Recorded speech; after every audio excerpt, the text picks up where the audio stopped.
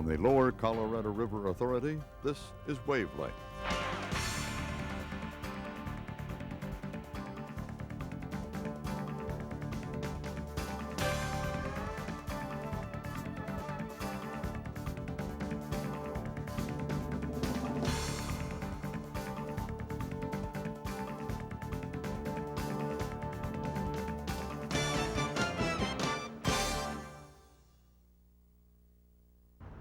Hi everyone, welcome to the April edition of Wavelength. A recent study found that the Austin metropolitan area, that's Travis County and the 5 surrounding counties, now has a total population of 1 million people. Now that explosive growth has put a strain on the ability of many communities in the area to provide basic water and wastewater service. Now, the Lower Colorado River Authority and the Brazos River Authority are coming together to help solve this problem. Williamson County is one of the fastest growing counties in the country. The population has more than doubled since 1980. There were 10,000 new homes built here during the past year, and many new industries and businesses are moving in. Without the water capacity to meet this growth, communities like Leander had to declare a moratorium on new construction. To help solve these water and wastewater problems on a regional basis, the Lower Colorado River Authority and the Brazos River Authority are forming an alliance, combining their resources and expertise to better serve all of these communities. LCRA board members traveled to Waco in February to tour the headquarters of the Brazos River Authority before their historic joint meeting with the BRA Board of Directors, where they discussed the specifics of the agreement. I'm very excited about the alliance with the Brazos River Authority. We've worked through in a very short period of time some very technical contract negotiations, and more importantly, we're putting a product out there to 3 or 4 cities and demonstrating that the alliance can produce some good, that there are greater efficiencies to be gained by a regional system. Williamson County is booming. We need to remember most of those folks up there are our electric customers. You know, Pedernales, Georgetown, except for Round Rock, we serve a big chunk of that area. So we have a vested interest in what happens in that part of the world, and their water and wastewater infrastructure is an important part of that growth. The cities in Williamson County have been trying for years to develop a regional wastewater plant. But cities which compete against each other for business and industry often have a hard time cooperating on a project of this magnitude. The LCRA-BRA alliance not only brings these communities together, but helps the river authorities meet their goals as well, bringing low-cost service to their customers. The Brazos River Authority is bringing to the alliance a great deal of experience in water and wastewater treatment. That's the expertise that we bring to this alliance. The Lower Colorado River Authority brings to us the financial and management capacity of a major utility and the experience that comes along with financing and carrying out major projects. The Brushy Creek Regional Wastewater System here in southern Williamson County is the first cooperative project between the LCRA and the BRA. When completed in early 1997, the facilities will have a total treatment capacity of 17 million gallons per day. With all the changes that have occurred at LCRA over the past year, some employees have wondered if we still subscribe to the one company concept. So we asked Mark Rose for his views about the LCRA, the new lines of business, and one company. I recognize that folks are concerned about how we hold on to the one company concept and at the same time have 4 business units. I really have 2 responses to that. One, that I consider that to be my assignment, to make sure that we have one culture around here and that we fly the LCRA flag, if you will. But my other assignment is also for us to take a realistic assessment of the world that we're now in. And we simply don't have a choice. I mean, the energy world is dividing up into bits and pieces, and we have no choice. We will have a separate transmission company and a separate generation company because we have to. And every other utility is going through that same process. So we just take it on as a challenge, and we say, okay, you know, to the extent we need to do our business a little bit differently and do it in these units, we will. But we need to consider what's important around here. And I'm trying to cover that through LCRA 101. So those employees who have been through 101 have heard that speech, so I won't repeat it here. And for those of you who are not, have not been to 101 yet, that's a big part of what we're going to be talking about. Lake Travis is rated as one of the clearest lakes in Texas. Divers come from all over the state for the good underwater visibility. But right now, that visibility is cut in half by this. Yeah, I mean, this kind of algae growth is just unheard of on Lake Travis. Three basic conditions came together at the same time to cause the algae to bloom. First, the lake level has been very stable because of little rain. The cold weather in December caused the surface water to cool. At the same time, nutrient-rich water from the bottom of the lake began to rise to the surface during what's called the fall turnover. Add to that the bright sunny days we've had recently, and it's like adding fertilizer and sunshine to a garden. We actually have mats of algae, long strings, 2 to 3 feet long, growing on anything that's attached. Rocks, boat docks, pilings. People see this and they become concerned. Hey, I've never seen this before on Lake Travis. What's going on? What's the cause? And we explain to them that, hey, it's you know, a result of Mother Nature. Wittig says although the algae is unsightly and gives off a bad odor as it decomposes, there's no threat to health or safety. Wittig says if Lake Travis were to rise 4 or 5 feet, the algae would soon disappear. Otherwise, he expects the waters to clear up naturally by midsummer.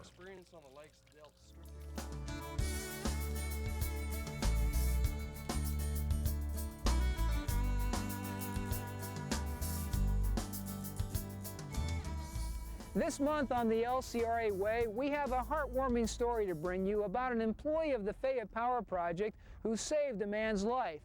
It was February 12th here at the LaGrange KFC Hall where the drama unfolded. It was just another Saturday night here at the KFC Hall in LaGrange. The band had just taken a break and FPP employee Tony Gonzalez was tending the bar. That's when he looked up and noticed the leader of the band was holding his neck and choking. He was asking for help. So, and I was on the other side of the bar, and I was looking at, there was 3 or 4 people looking at the man. So I just decided, I said, hey, something wrong with him. When I did the man, I looked at him, he was about 62 years old, you know, so. The first one, I didn't press too hard, but the second one I did, and the third one, that's when I think I did it harder on the third one, you know. But after a while, I came back to him and asked him, I said, are you okay? He said, yeah, and thank you very much, and shake my hand twice, you know.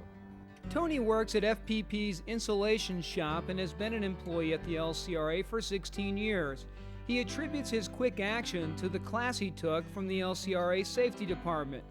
If there's an employee out there that has not learned how to do the Heimlich maneuver, what would you recommend? To go to the classes and learn how to do them, and in case something happened, maybe his house or some other place he's at, and you know, so he can save somebody's life. Shorty Marino was the instructor who taught Tony how to do the Heimlich maneuver.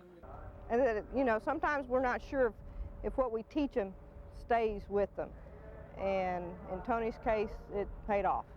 Although Gonzalez shyly admits he may have saved the man's life, his fellow employees are not so bashful about describing his actions. Call him a hero. I mean, essentially that's what he is. Save somebody's life, you're a hero. It made me feel good inside of me that I saved somebody's life, you know. It really did. Because I had it done to me once already. And the same people from FPP are the one who did it for me. So it made me feel good. What else can I say? You may recall last month on Wavelength, we told you about Bruce Wassinger's run from Austin to Boston, honoring his father who died of cancer last year. Bruce was making the 2-mile trek to raise money for leukemia research. After almost 1,300 miles, Wassinger's journey is over. A recurring ankle injury did what extreme weather conditions, heavy traffic, and even the flu couldn't do. Co-workers in the legal department gave Bruce a welcome home party on his first day back at the office. They say even though they communicated with him by phone, fax, and computer nearly every day, they still missed him. Bruce says after a bit more rest and recuperation, he will complete his journey to Boston, this time by more conventional means, say an airplane. Once he gets there, he will run in the 100th Boston Marathon.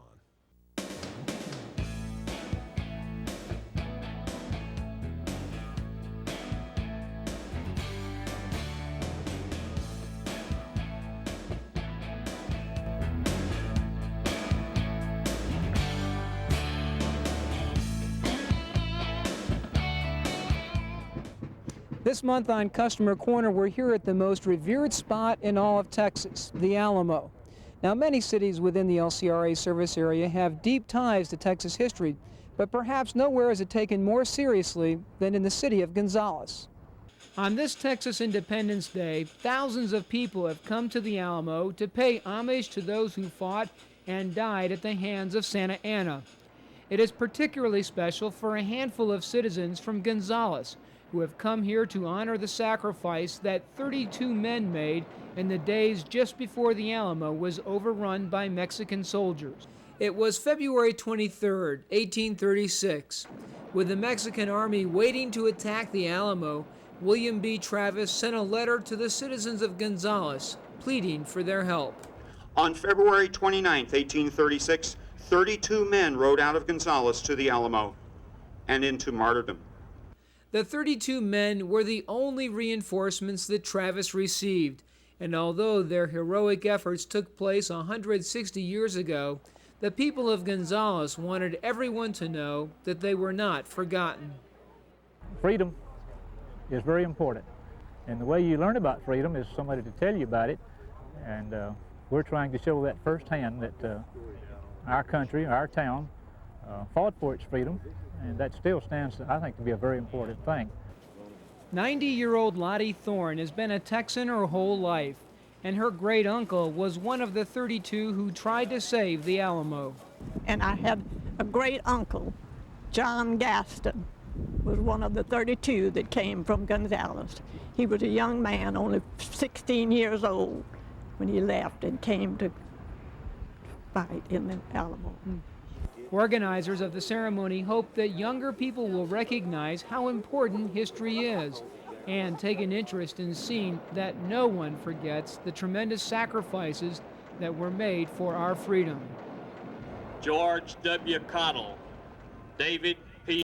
Cummings, Squire Damon, Jacob C. Darst, John Davis, William Dearduff, Charles Despalier, William Fishbaugh, John Flanders, Dolphin Ward Floyd.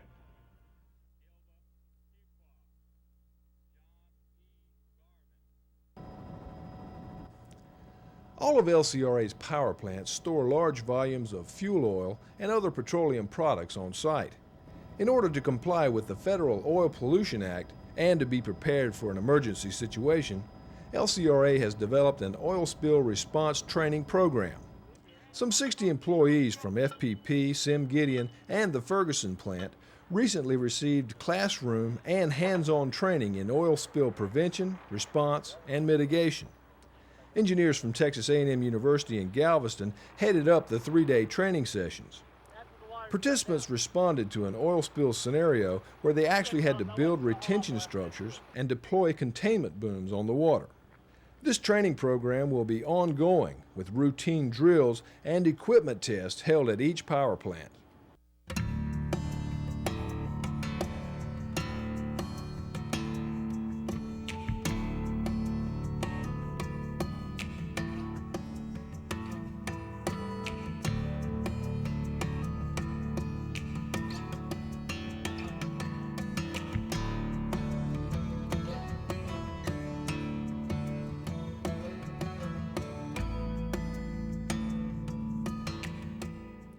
Overpopulation continues to be a problem for a herd of deer living on the 40 acres surrounding the Fayette Power Project.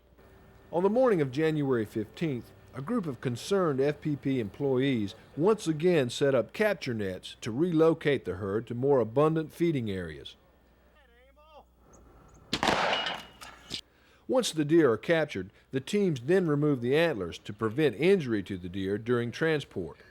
Handlers also tag the ears of each captured deer for future reference. Overall, a total of 35 deer were relocated to their new home on the LCRA's Cooper Farm in Fayette County. The LCRA provides water and electric service to some 58 counties in Texas.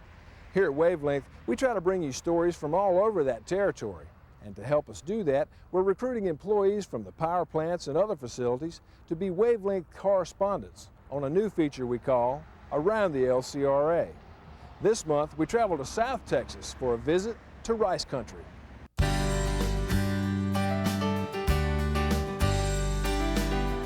Hello and welcome to the first segment of Around the LCRA. I'm Thomas Pavanka. I work here in the Bay City office, Gulf Coast Water Division. We're heading into spring, and that is the beginning of the earliest part of our season as we head into the irrigation season. This time I'd like to take you around some of our facilities and show you exactly what our irrigation season entails.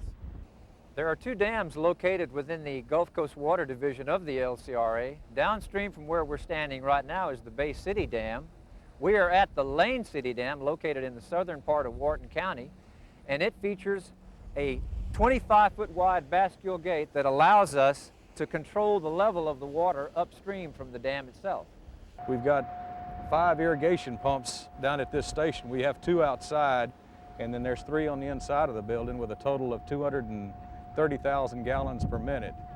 This water is put into the canal system here at our bulkhead over on this other side, and it's sent down a line of canals that have totaled 360 miles of Wharton County and Matagorda County.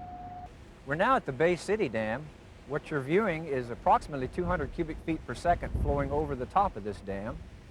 This dam was recently modernized. At the end of last irrigation season, we installed the Obermeyer bladder system at this location.